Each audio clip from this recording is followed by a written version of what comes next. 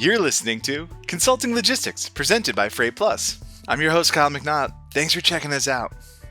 February has come and gone in 2021, and like always, we're going to have Chris Peckham, our VP of Operations here at FreightPlus, join us to talk a little bit about what happened in the freight market.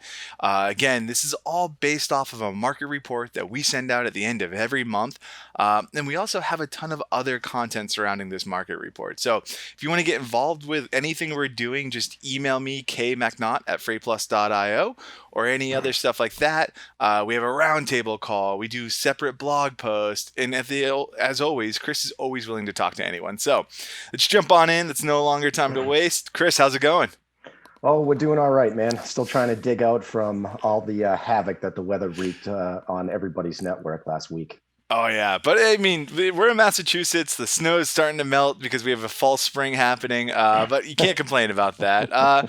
Let's talk a little bit. I mean, the word of the month was weather, right? So talk a little bit about how much disruption weather caused in February and how unusual was it? Or is this not, like, this is kind of something that everyone should always kind of be ready for?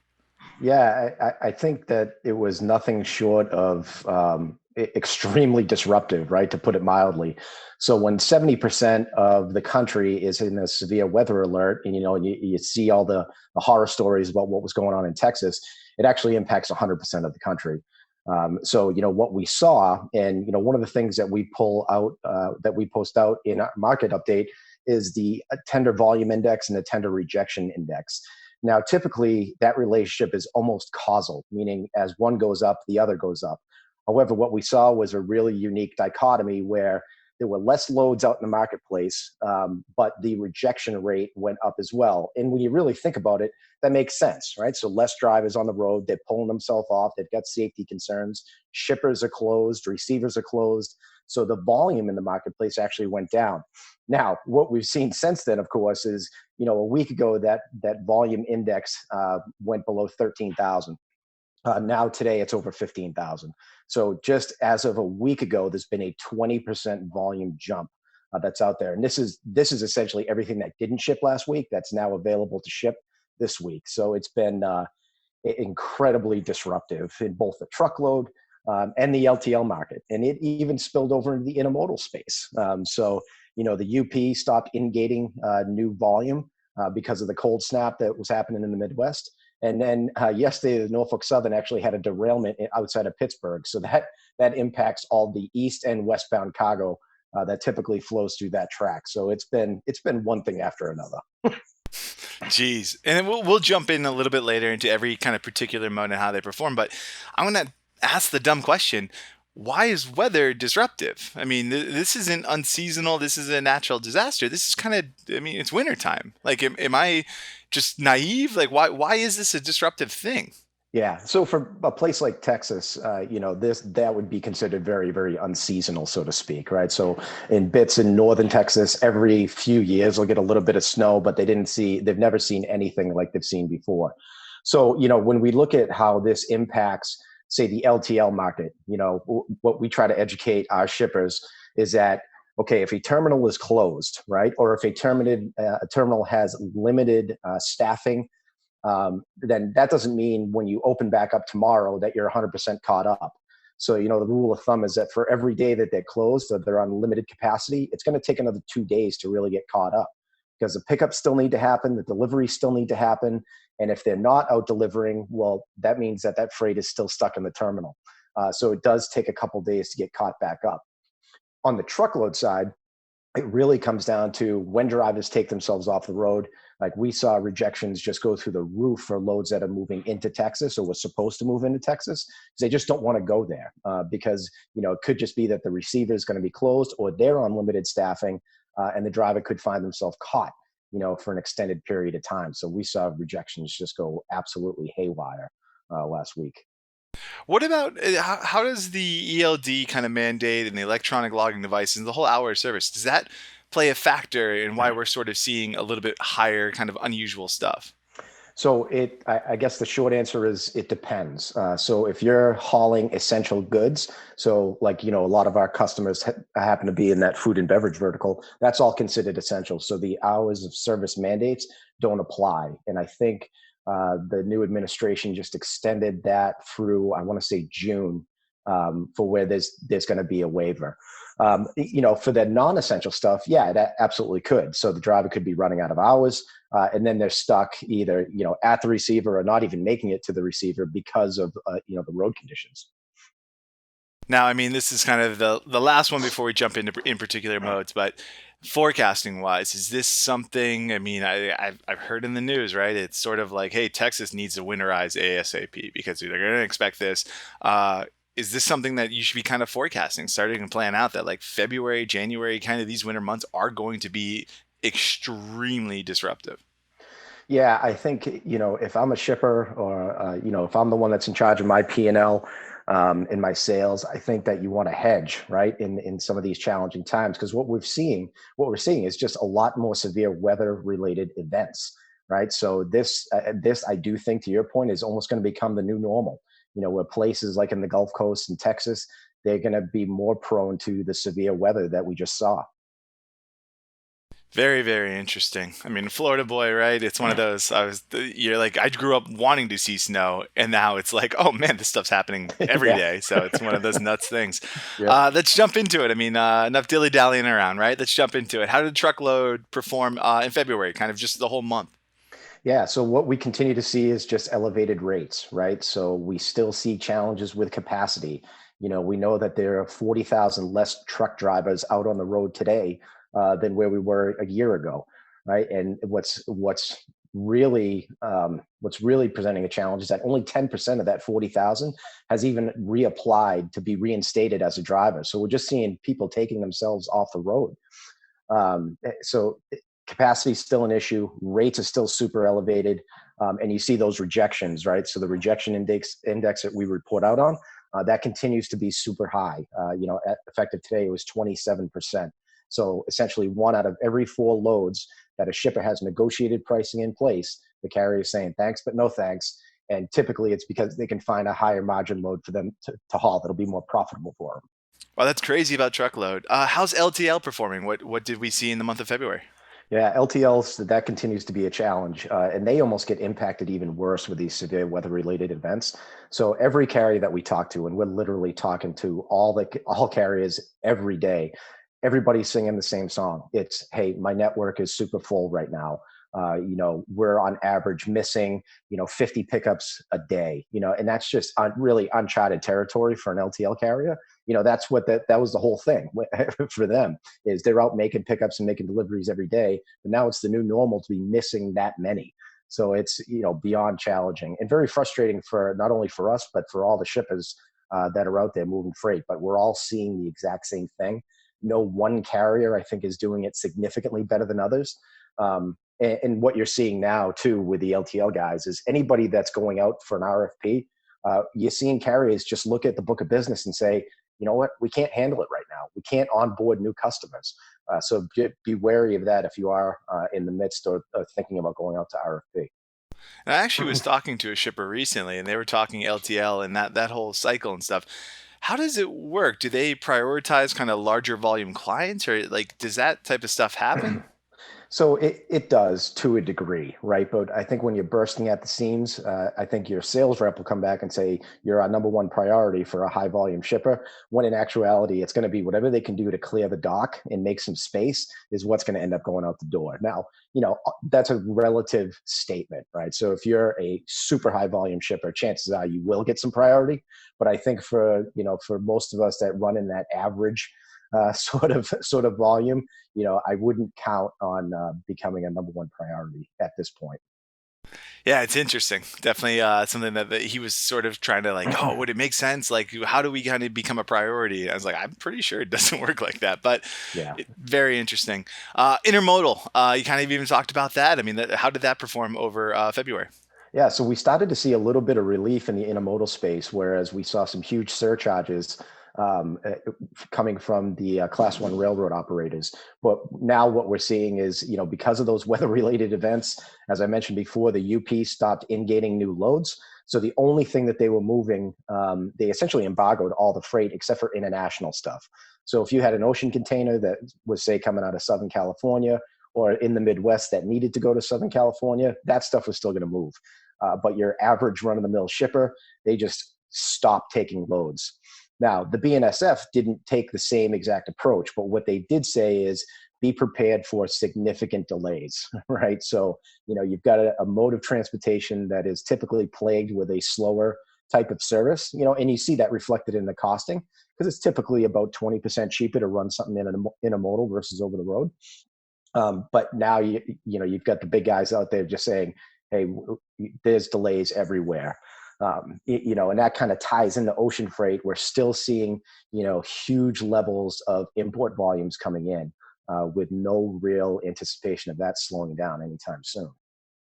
So why is it just weather that's causing delays in the rail? I mean, it seems like it's one of those kind of more reliable modes of transportation. Like, how is there delays? Yeah, the stuff from last week was definitely just weather related. Overall, I think you're seeing the influx in volume in their networks too. So they're suffering because of that as well.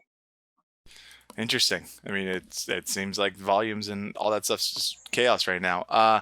I guess let's move over to ocean. I mean, there's still small package, which we'll come back to, but let's talk about ocean. I mean, that's the kind of the elephant in the room, right? What's still kind of occurring ports wise and everything there?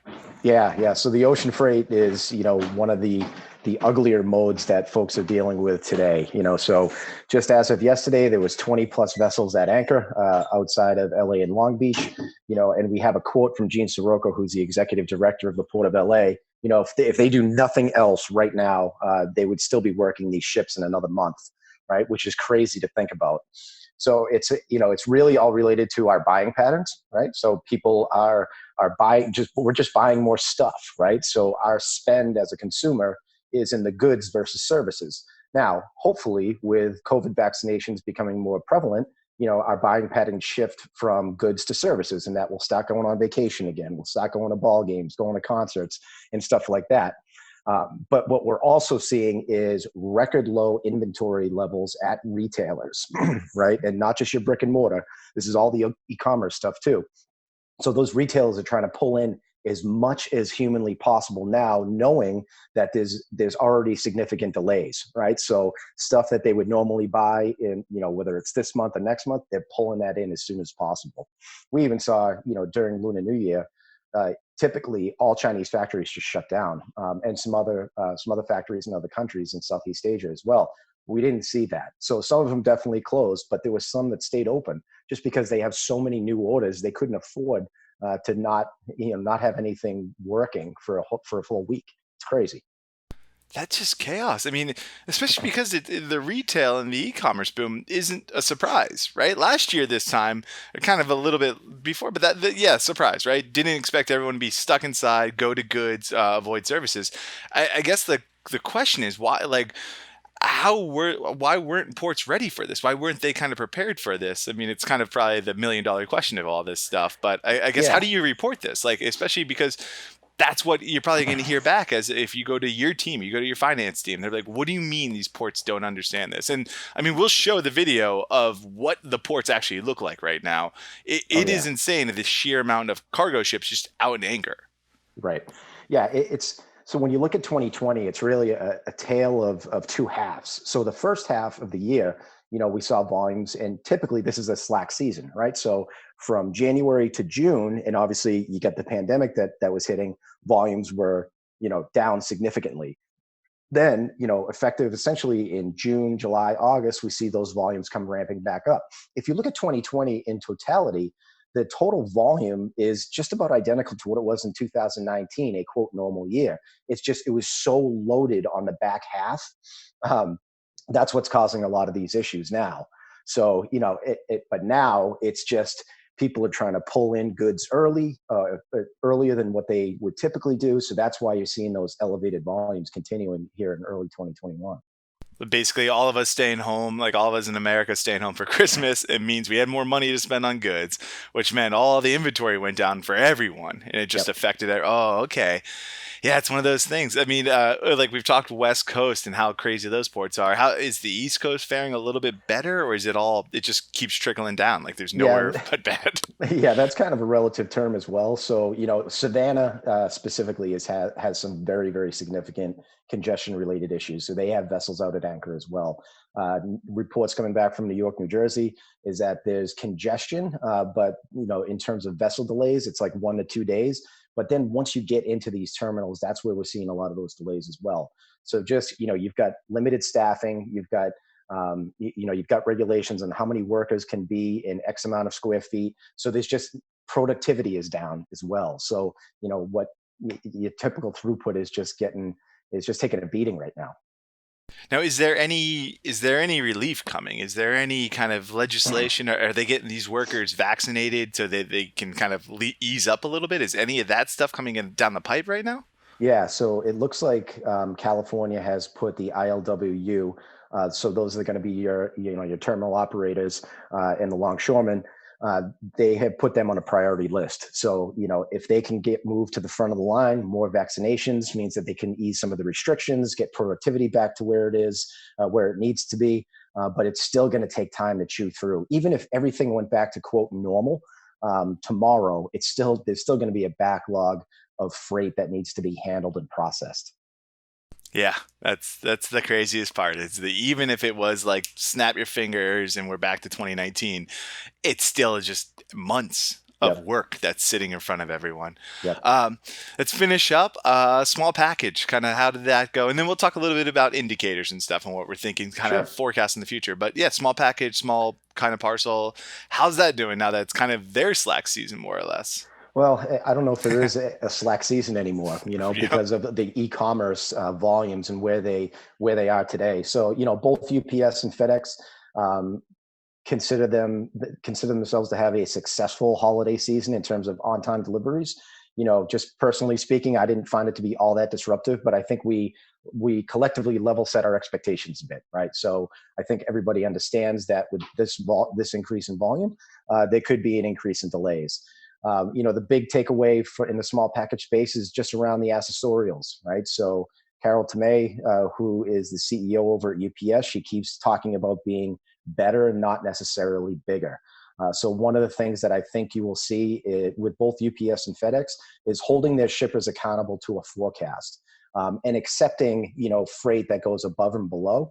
But something that could be coming down the pike is, hey, if you're not hitting your forecast, maybe they start to write in some sort of penalties into your contract. So again, I don't see it today, but I don't think that we're too far off from that becoming a reality. so if a shipper doesn't have a good handle of their data, I mean, how long does that take to kind of implement? How long does it typically take to kind of get a good handle on this stuff? Just saying that, like, hey, come down there. If you want to be proactive, you need to be proactive now because it's going to take how long if when that stuff happens. Yeah, if they get into the managed transportation space that we're in, and they have a TMS where all their order data is coming out, it doesn't take very long at all. Understanding the seasonality aspect that you obviously have to go through those seasons, and obviously most companies know like, hey, my busy season is going to be between X and Y. But sometimes when you actually get the order level data on paper, they can be a little bit surprised too on just how their network currently operates. Yeah, it's just Joe is going on vacation in June, and that's what Joe happens to be a good worker. Right. When in reality, it's that like September is when you're getting crushed. And if, Yep. like you said earlier, e-commerce is going, baby. There's no Yep. slowing down right now. So don't expect any relief, but get a handle of your data. Let's wrap up. Let's forecast a little bit, especially kind of things to kind of pay attention to and whatnot. Any leading indicators, stuff like the PMI, or what are we seeing in those kind of those venues? Yeah, so the purchasing managers index was positive again. So anything above 50% is positive. This is the eighth month in a row. It came in a little bit down versus where it was last month, but some of that is actually tied to productivity in the manufacturing sector, right? So again, you've got less people that are available to work in a given environment, so you've got less output and less productivity. The backlog of new orders continues to rise, and like I mentioned before, the inventory at retail is at historic lows. So there's no sign of this letting up anytime soon. Now, again, more vaccinations, our buying patterns should shift, and we should start to see some relief, I would say, in Q3. but Q3 just seems like an eternity away, even though we're getting ready to wrap up February already. But it's going to be ugly for another couple months, I think. What about fuel? What are we seeing there? I know in this current market report, you actually do a great, amazing job at really breaking down why the fuel prices kind of go. But what are we seeing? Because we know it's a trailing indicator. It's not something that you typically can kind of go, okay, this is what it is. But what are we seeing fuel prices? Yeah, so fuel continues to rise. So right now, the weekly report came out on Monday evening, effective Tuesday of this week, and I want to say it's the 15th consecutive week of increases. That fuel is very heavily tied to the price of crude oil, right? So when you look at the production output of crude oil, you can see in places like Russia and some of the OPEC nations, their production is actually down. So there is the residual effect that goes into the cost of gas or diesel fuel. Now, the longer term or even the shorter term expectation for fuel is that it's not going to go rifling way above $3 a gallon on the diesel side. However, we're knocking on that door. So, I think 2 months ago, I had the prediction that we wouldn't hit some of the levels that we saw in early 2020 or late 2019, but I may be eating my words. But kind of TBD on that one. Yeah, no, in fact, it's weird of how kind of that changed it a little bit. Does this do, I mean, I know we do a good job of breaking down where the cost comes from everything, but how much does the new administration and kind of those kind of more focus on emissions and stuff play into a factor into this? Yeah, so there could be a residual impact, right? So this administration is definitely more green than the previous one, so there could be bans or limitations on things like fracking, things like that. So if you think it all the way through, that could result in at the higher cost of gas or diesel fuel. That's kind of a wait and see, but I haven't seen anything yet that's contributing directly to the increase in price that we've seen. To me, it's more of a production issue. In production not having the levels that it was at before, which then has the residual effect of the refineries aren't refining as much, right? And it becomes a simple supply and demand. But again, all roads kind of lead back to COVID. Once things truly open up, people will be driving more, be back to flying. So we should see that production output go up. But it's something that we watch very, very closely. Absolutely. And I mean, our listening audience should absolutely do the same. And also pay attention to this stuff. I mean, again, we put out a market report. It's available right now. When this drops, you can go right to freightplus.io/feb-market-report. There's a link in the show notes. We're going to blast it everywhere. But again, Chris, I can't thank you enough for joining me today. No, this is great. I appreciate it, man. Yeah. How can someone get in touch with you if they have kind of additional questions? Yeah, shoot me an email at cpeckham@freightplus.io. I do a really lousy job of unplugging, so I'm always answering emails and taking phone calls. So please do reach out, even if it's just to use us as a soundboard. We're more than happy to do that. I like that your sign-off's becoming, I do a lousy job of unplugging. Like other people are like, bye, peace. You're like, I do a lousy job of unplugging. Yeah. Chris Peckham. Chris, man, thanks so much. No problem, Kyle. All right, bye. See ya. Have a question for Chris? Leave a comment and we'll be sure to get to it. In the meantime, please subscribe to our channel. Thanks for watching Consulting Logistics. I'm Kyle McNaught. Rock and roll.